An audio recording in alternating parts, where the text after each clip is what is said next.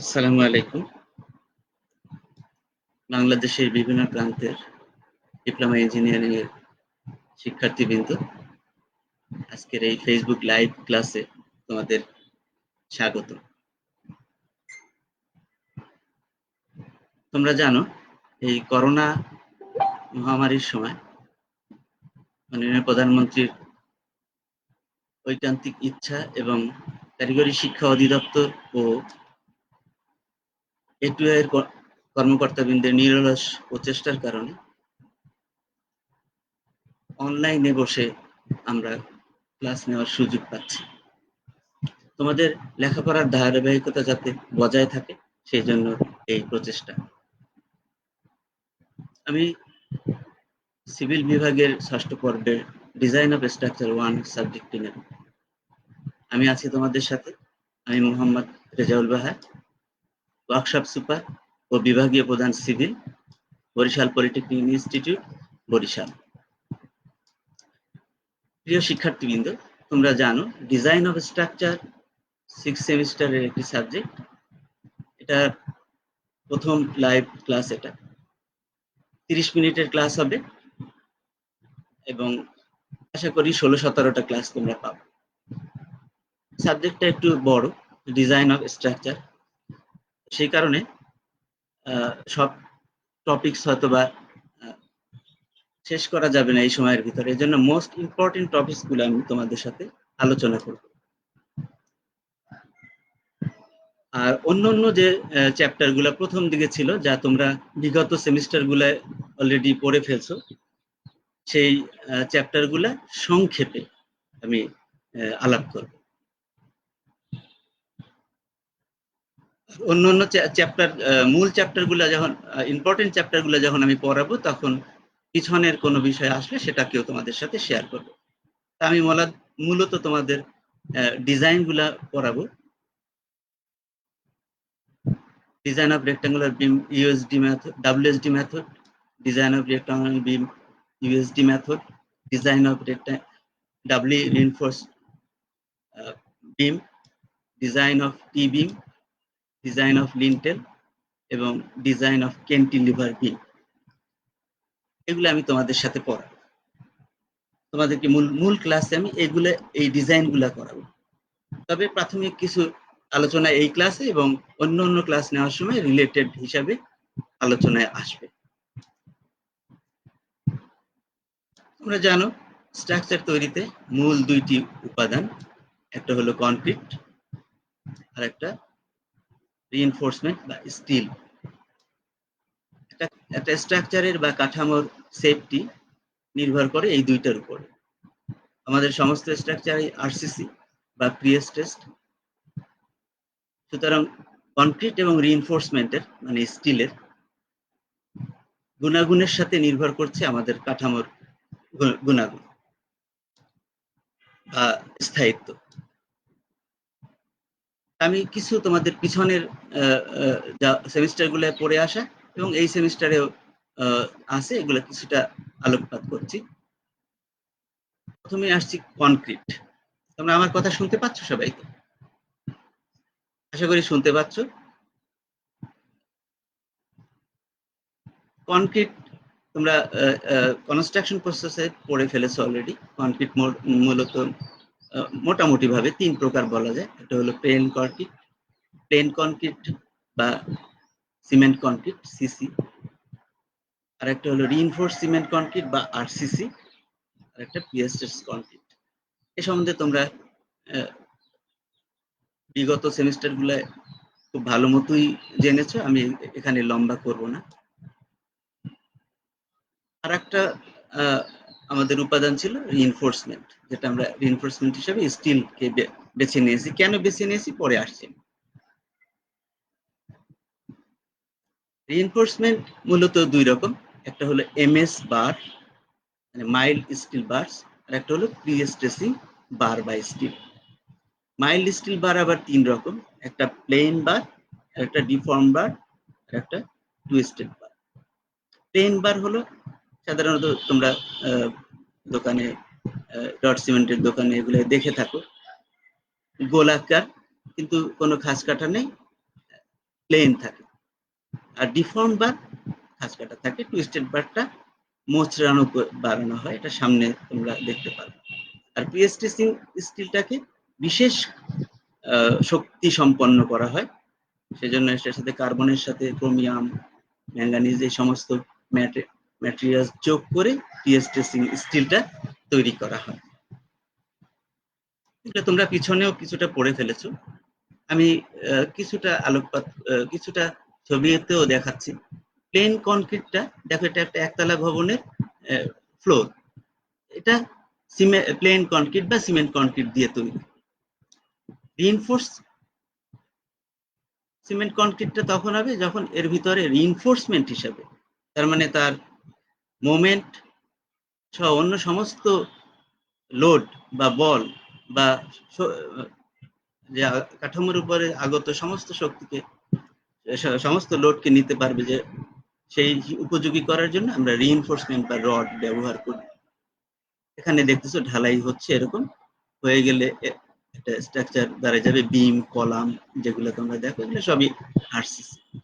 আর PS test concrete তোমরা জানো, PS testing পদ্ধতিতে বা পোস্ট স্ট্রেসিং পদ্ধতিতে তৈরি করা হয় বিশেষ ধরনের স্টিলকে ব্যবহার করে। সাধারণত টেন্ডন তোমরা নাম শুনেছো, পড়েছো, কেমনে পিএস টেস্টিং করে তাও করছে। এখানে একটা উদাহরণ দেখা হয়েছে, এইগুলা টেন্ডন গুলো এরকম আছে, পিএস টেস্ট পদ্ধতিতে তৈরি করা হয়েছে। এবার আমি আলোচনা করব আমরা রিইনফোর্সমেন্ট হিসাবে কেন মাইল্ড স্টিলকে বা এমএস বারকে কেন বেছে নিলাম। প্রথম যে কারণ সেটা হলো এর শক্তি। মাইল্ড স্টিলের শক্তি অনেক বেশি।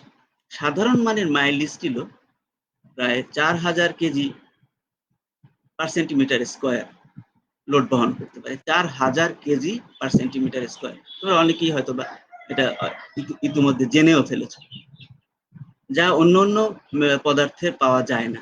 এই কারণে আমরা মাইল্ড স্টিল অর্থাৎ লোহার সাথে কার্বনকে একটা নির্দিষ্ট মাত্রায় মিলিয়ে মাইল্ড স্টিল তৈরি করা হয়, এবং এর শক্তি অনেক বেশি। 4000 উপরে অনেক বেশি পাওয়া যায়। কেজি পার সেন্টিমিটার স্কোয়ার, প্রতি বর্গ সেন্টিমিটারে 4000 কেজি। আর একটা কারণ হলো ইলাস্টিসিটি। তোমরা সবাই জানো ইলাস্টিক, সবচেয়ে বেশি ইলাস্টিক হলো স্টিল। সুতরাং যেহেতু কাঠামোর উপরে বা স্ট্রাকচারের উপরে যখন লোড আসবে, তখন এটা বিকৃতি ঘটবে, ডিফর্মেশন হবে, রিফ্লেকশন হবে, আবার ফিরে আসবে পূর্বের অবস্থায়।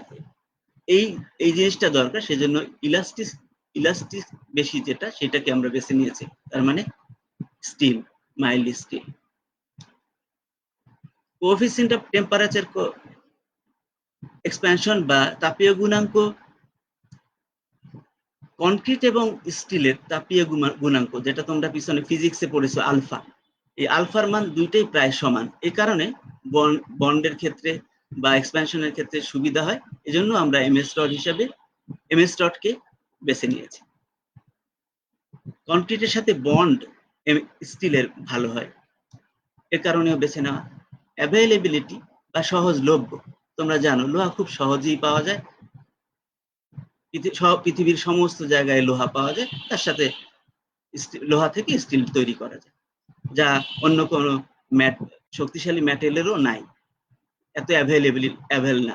মনে করো হীরা, স্বর্ণ, তামা, অন্য যে ম্যাটেরিয়াল গুলো আছে সেগুলো এত অ্যাভেলেবেল না। আর একটা বড় বিষয় হলো কস্টিং। লোহার দাম অনেক কম, কিন্তু অন্য ম্যাটেরিয়ালস এর দাম বেশি। এটাকে যে কোনো আকারে তৈরি করা যায়, যে কোনো শেপ দেওয়া যায়, এটাকে সহজে কাটা যায়, বেন্ড করা যায়, হুক করা যায়। এই সমস্ত কারণে আমরা এমএস ডটকে রিইনফোর্সমেন্ট হিসাবে ব্যবহার করছি। এখানে তোমরা একটা ছবি দেখতে পাচ্ছ এমএস বারের। তোমরা লর্ড সিমেন্টের দোকানের এইগুলা দেখে থাকো, রড গুলাকে। এগুলা সব এখানে অবশ্য সব ডিফর্ম বার, কারণ প্লেন বার এখন খুব বেশি ব্যবহার হয় না, খুব অতি অল্প মাত্রায় ব্যবহার হয়। তো এমএস বার রিইনফোর্সমেন্ট হিসেবে আমরা এখন ব্যবহার করব, এটাকে এখন স্টিল বলবো বা রিবার বলবো। এমএস বার কি স্টিল অথবা শুধু বার অথবা রিবার হিসাবে ব্যবহার বলবো আমরা এখন থেকে। ইমেজ রিইনফোর্সমেন্ট বার, রিইনফোর্সমেন্ট বা রিভার্স প্লেনও হতে পারে, ডিফর্ম হতে পারে, টুইস্ট হতে পারে, যা তো পিছনে আলোচনা হয়েছে। আমি এখানে দুইটা ছবি দেখাচ্ছি। এখানে দেখো ডিফর্ম করা আছে, প্লেন না, এই খাঁচকাটা করে আকৃতিটাকে ডিফর্ম করা আছে, এটা ডিফর্ম বার। ডিফর্ম বারের সুবিধা হলো এটা কনক্রিটের সাথে বন্ডও ভালো হবে, সবচেয়ে বড় কারণ হলো বন্ডটা খুব ভালো হবে, আর অন্য কারণগুলো আমি পরে আসছি। ডিফর্ম বার এর চিত্রটা তোমরা দেখতে পাচ্ছ, ওই আগের চিত্র মতোই এগুলো ডিফর্ম বার। ডিফর্ম বারের ভিতরে বিভিন্ন ধরনের স্টিল হতে পারে, সেগুলা দেখবা তোমরা এই খাঁজ কাটা অংশগুলোর ভিতরে এরকম কোনো অক্ষর অথবা সংখ্যা লেখা থাকবে, যেমন এখানে আছে H11, S60 এরকম আছে। H মানে হলো যারা ম্যানুফ্যাকচারার তাদের ডিনোশন এখানে থাকবে, যে কারা এটা তৈরি করছে। 11 মানে কত নম্বর বার, এটা এফপিএস সিস্টেমে। মেট্রিক সিস্টেমে আমরা মিলিমিটার বলি, 25 মিলিমিটার, 22 মিলিমিটার, 28 মিলিমিটার। এখানে 11 মানে নাম্বার, 11 নম্বর বার। এটা কনভার্ট করলে এমএমএ আসবে, সেটা তোমাদের সাথে আমি পরে ডিজাইনের ক্লাসে আলাপ করব। এস মানে এটা কি ধরনের স্টিল, এস যদি লেখা থাকে সেটা কার্বন স্টিল, এস এর জায়গায় যদি আর লেখা থাকে তাহলে রেল স্টিল, এরকম এ লেখা থাকতে পারে, ডাব্লিউ লেখা থাকতে পারে। তোমরা বই দেখে এগুলো সব ভালো মতো ওয়ার্ক করবা। নিচে দেখো 60 লেখা আছে, এটা হলো গ্রেড মার্ক। এই স্টিলটা কোন গ্রেডের সেটা এখানে লেখা আছে। প্রিয় শিক্ষার্থীবৃন্দ, আমার কথা নিশ্চয়ই তোমরা শুনতে পাচ্ছ, না শুনলে কমেন্টস করে জানাবে। গ্রেড মানে এই স্টিলের শক্তি কত, সেই শক্তি এখানে লেখা আছে। 60 মানে 60 KSI, 60 কিপ আর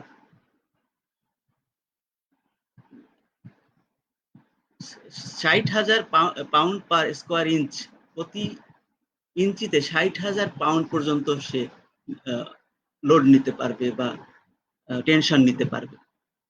যদি 60 জায়গায় 40 থাকে তাহলে 40,000, 75 থাকলে 75,000। 60 KSI, কে দিয়ে কিলো বলতে পারো, এখানে সাধারণত আমরা কিপ বলি এফপিএস সিস্টেমে, কিপ কিপ বলাই কে দিয়ে, 60 KSI নিতে পারে। আর একটা হলো টেন্ডন। টেন্ডনটা দেখো তোমরা পিছনেও দেখছো যে ছোট ছোট ডায়ার, অতি উচ্চ ক্ষমতা সম্পন্ন কিছু বারকে টুইস্টেড করে যে বা ইয়াগুলা তৈরি করা হয়, বারগুলা তৈরি করা হয়। এখানে তোমরা দেখো সংখ্যা বিভিন্ন হতে পারে, স্ট্রাকচার অনুযায়ী বিভিন্ন রকম হতে পারে, 50টাও হতে পারে। এগুলাকে বলে টেন্ডন।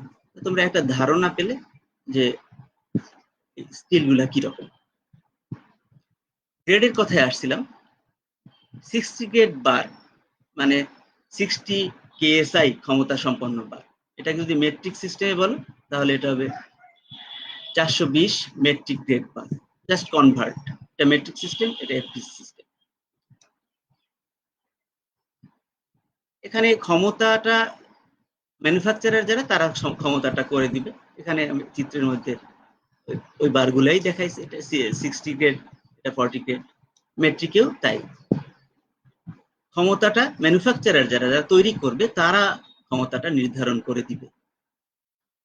তাহলে 60 গ্রেড মানে হলো 60 KSI ক্ষমতা সম্পন্ন, অথবা 420 মেট্রিক গ্রেড বারও বলা যায় 60 গ্রেড বার। এরকম ভাবে 40 মানে 40 গ্রেড বার, 75 গ্রেড বার, যে স্ট্রাকচারে যেটা লাগে সেই ক্ষমতা আমরা ব্যবহার করি। এবার মূল জিনিসে চলে আসি, মূল সেটা হলো বিম ডিজাইন। বিম ডিজাইন করতে হলে বিমটা কি জিনিস সেটা তোমাদের বুঝতে হবে। তোমরা অতীতের ক্লাসেও জেনেছো বিম সম্বন্ধে, কিন্তু এখন অন্যভাবে জানো। বিম একটা হরাইজন্টাল স্ট্রাকচার, যেটা একই সাথে চাপ এবং টান, কম্প্রেশন এবং টেনশন দুইটাই নেবে। দেখো এখানে এটা হরাইজন্টাল বিম, এটার উপরে যখন লোড আসছে তখন এটা বেন্ডিং, এরকম বেন্ডিং হবে। এই নিচের অংশটা হলো টেনশন জোন, উপরের অংশটা কম্প্রেশন জোন। এই দুইটাই সে বহন করতে পারবে, এই জন্য এটাকে ফ্ল্যাক্সারাল মেম্বারও বলা হয়।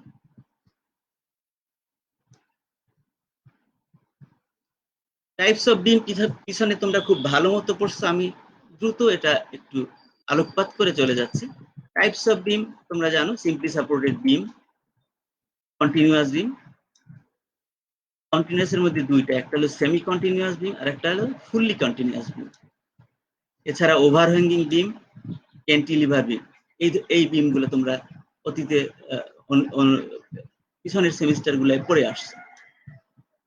সিম্পলি সাপোর্টেড বিম মানে দুইটা সাপোর্টের উপরে সাধারণভাবে স্থাপিত যে বিম, সেটাকে বলে সিম্পলি সাপোর্টেড বিম। কন্টিনিউয়াস বিম, আমি এই চিত্রের মধ্যে কন্টিনিউয়াস বিম দুইটাই দেখাইছি, সেমি এবং ফুললি। এখানে আসলে তোমরা যেটা দেখতে পাচ্ছ, এটা একটা বিম না, তিনটা বিম, 1 2 3, দুইটা সাপোর্টে একটা বিম, দুই সাপোর্টে একটা বিম। তাহলে সেমি কন্টিনিউয়াস বিম কাকে বলে? যে বিমের এক পাশে বিম আছে, অন্য পাশে নাই।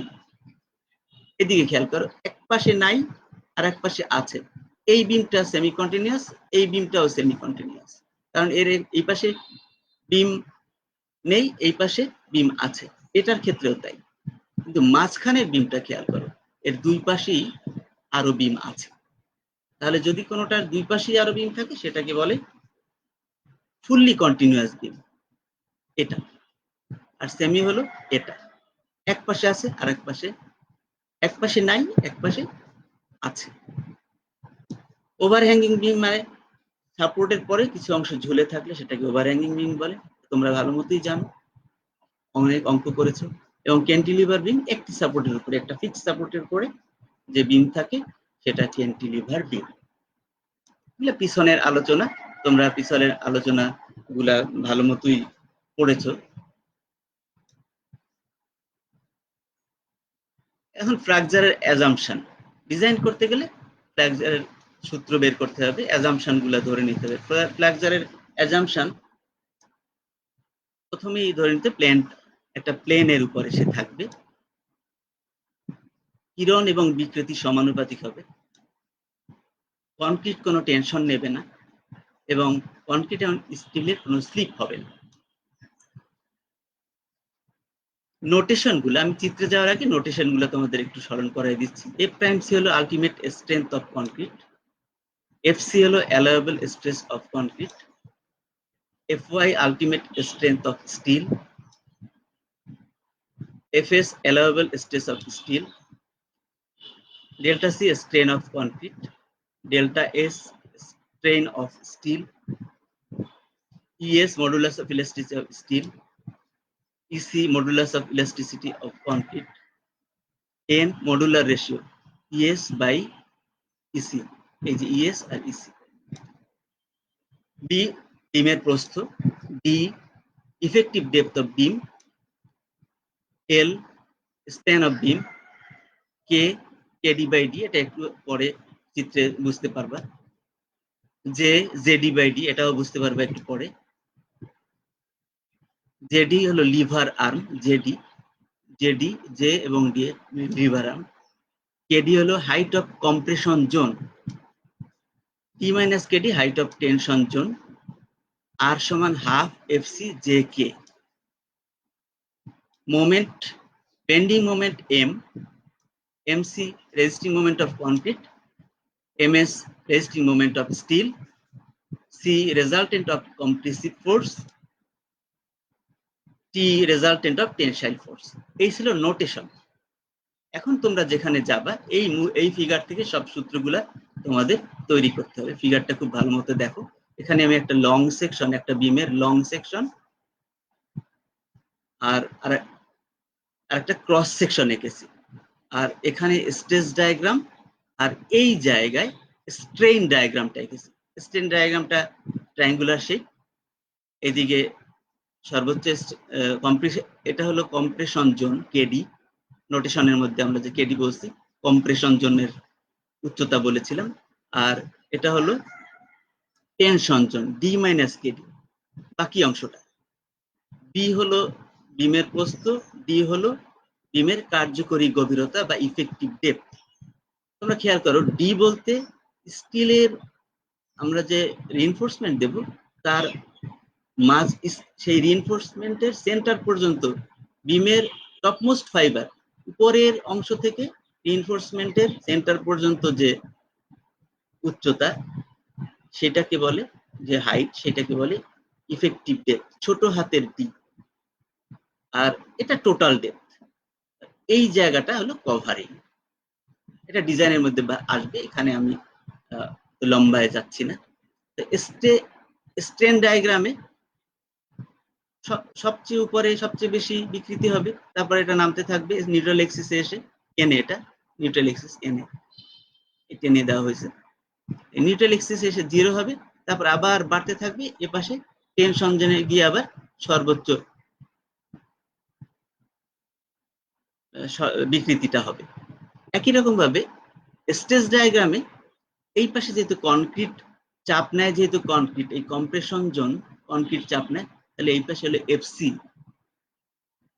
এফসি সর্বোচ্চ হবে একদম টপে, আর যত যেতে থাকবে নিউট্রাল এক্সিস এসে 0 হয়ে যাবে।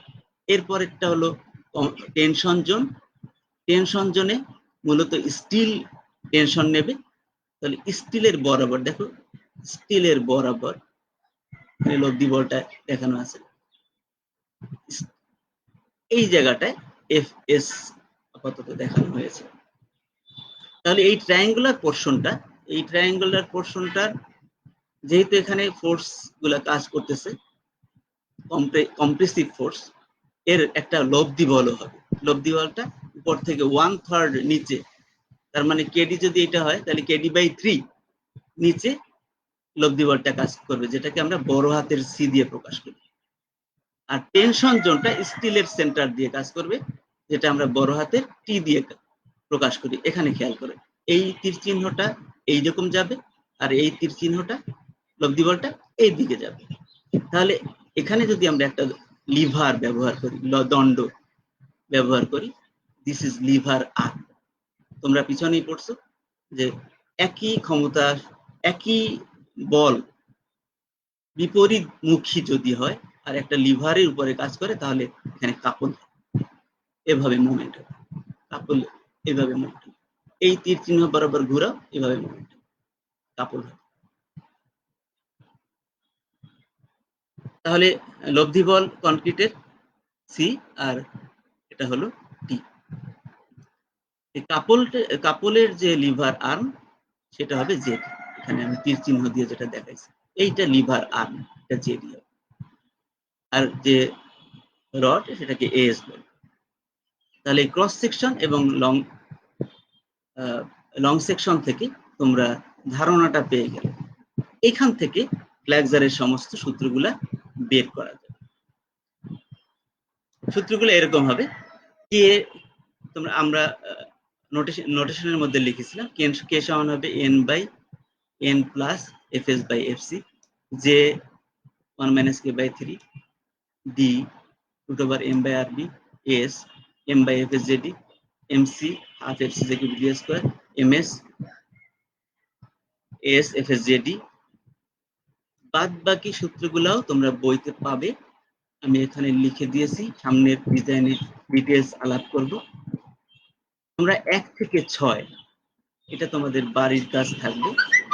আর এন বের করার সূত্রটা আগেও লিখছিলাম, এফসি যদি দেওয়া না থাকে, এফ প্রাইম সি দেওয়া থাকে, তাহলে বের করতে হবে এফসি কে 0.45 দিয়ে গুণ করলে, আর এফএস এর ক্ষেত্রে 0.4 এফওয়াই কে গুণ করলে এফএস বের হয়ে যাবে। ইসি বের করার সূত্র হলো W to the power 1.5 into 4270 root over F prime C. এখানে মনে রাখবে, এফ প্রাইম সি তো তোমরা জানোই, এখানে মনে রাখবা ডাব্লুর মানটা, কনক্রিটের একক ওজন ডাব্লু, এর মানটা টনে বসাইতে হবে, তার মানে আমরা জানি কনক্রিটের একক ওজন হলো 2400 কেজি পার মিটার কিউব। তাহলে টনে নিলে, কেজি কে টনে নিলে 2.4 হবে। তাহলে ডাব্লিউর মানটা 2.4 বসায় এখানে এফসির মান যা দেওয়া থাকবে বসাই দিলে ইসিটা তুমি পেয়ে যাবে।